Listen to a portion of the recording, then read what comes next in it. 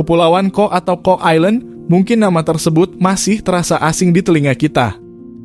Meski begitu, negara kecil yang berada di Samudra Pasifik bagian selatan, terletak di antara Selandia Baru dan Hawaii ini sempat terpilih sebagai destinasi wisata terbaik tahun 2022 oleh Lonely Planet. Kepulauan Cook dipimpin oleh Raja Charles III sebagai kepala negara yang diwakili oleh Wakil Raja dan Perdana Menteri Mark Brown yang terpilih kembali pada pemilihan umum pada tahun 2022. Kepulauan Cook yang terletak di Samudra Pasifik Selatan menjadi tempat tinggal bagi suku Mangaya yang dikenal dengan tradisi dan ritual yang unik, bahkan terkadang terkesan aneh dan nyeleneh. Diyakini bahwa Kepulauan Mangaya awalnya tidak ditemukan, tetapi muncul dari dunia bawah tanah Avaiki yang telah mendiami tanah air leluhur spiritual Polinesi. Pulau tersebut ditemukan oleh penjelajah dan navigator Inggris Kapten James Cook yang mendokumentasikan penemuan pulau ini pada 29 Maret 1777. Kapten James Cook menjelajahi pulau-pulau tersebut dan menamainya Kepulauan Hervey. 50 tahun kemudian, kepulauan tersebut resmi berganti nama, mengambil nama sang penemu sehingga pulau tersebut diberi nama Kepulauan Cook.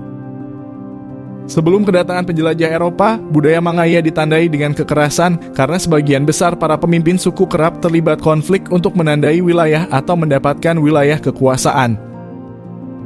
Namun situasi berubah ketika penjelajah Inggris John Williams dari London Missionary Society tiba pada tahun 1823. Williams akhirnya berhasil mengubah penduduk pulau menjadi Kristen melalui pengajaran agama yang mengakhiri era peperangan dan kekerasan politik di pulau ini. Suku Mangaya menghuni bagian tengah selatan Kepulauan Cook menjadi wilayah terbesar kedua di kepulauan tersebut dengan luas 51,8 km persegi. Kepulauan Cook merupakan negara kepulauan dengan pemerintahan sendiri yang menjalin hubungan bebas dengan Selandia Baru. Wellington memberikan bantuan dan penduduk pulau bisa memiliki kewarganegaraan Selandia Baru. Jumlah penduduk Kepulauan Cook yang tinggal di Selandia Baru 2 kali lebih banyak dibandingkan yang tinggal di kepulauan tersebut. Saat ini menurut data, Kepulauan Cook memiliki populasi sekitar 17.450 orang. Salah satu aspek menarik dari budaya mereka adalah pendekatan terhadap pembelajaran hubungan dan kehidupan dewasa yang dimulai sejak usia sangat muda. Meskipun kontroversial, keunikan ini telah memikat perhatian banyak orang. Sejak usia 13 tahun, anak-anak di suku Mangaya telah diajarkan tentang hubungan dan kehidupan dewasa. Tradisi ini melibatkan pengajaran yang tidak hanya teoritis, tetapi juga praktik langsung. Ritual yang melibatkan interaksi antara wanita dewasa dan remaja 13 tahun menjadi sarana pembelajaran bagi generasi muda tentang aspek-aspek dewasa dalam kehidupan mereka.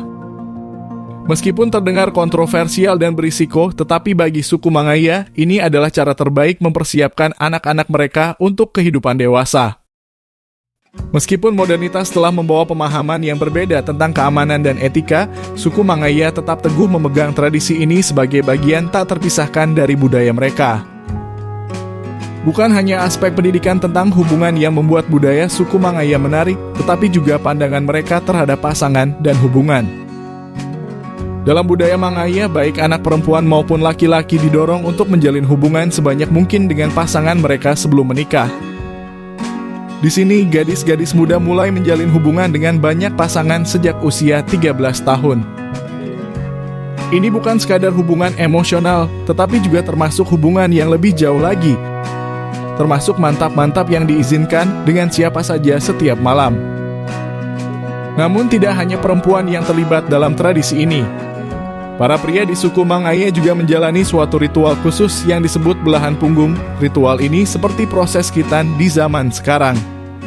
Ritual dilakukan oleh seorang ahli. Proses ini tidak hanya fokus pada aspek fisik, tetapi juga melibatkan pendidikan mengenai topik dewasa kepada para anak laki-laki. Beberapa minggu setelah menjalani pendidikan ini, sebuah upacara diadakan di mana wanita yang berpengalaman dalam melakukan kuda-kudaan mengajarkan posisi dan teknik kepada para pemuda ini. Proses pengajaran tidak hanya secara teori, tetapi praktik langsung. Meskipun banyak yang mungkin tidak setuju dengan praktik-praktik ini, tetapi keberlanjutan tradisi ini selama bertahun-tahun adalah cermin dari tekad dan identitas unik suku Mangaya. Sayangnya, menurut informasi yang dihimpun, pelancong dari Indonesia yang ingin berkunjung ke Kepulauan Kok harus merogih kocek dalam. Untuk sekali penerbangan dengan 2 kali transit, harganya termurahnya mencapai 30 juta rupiah. Bagaimana, apakah kalian tertarik untuk berkunjung ke sana? Atau kalian ada yang sudah pernah pergi ke sana? Silakan tinggalkan pesan di kolom komentar dan ceritakan pengalaman kalian. Demikianlah beberapa fakta menarik dari Kepulauan Kok yang mungkin dapat menambah wawasan Anda. Jangan lupa tinggalkan pesan di kolom komentar jika kalian ada pendapat lainnya. Jangan lupa like dan subscribe channel ini supaya channel ini semakin berkembang lagi. Terima kasih sudah menonton dan sampai jumpa di video selanjutnya.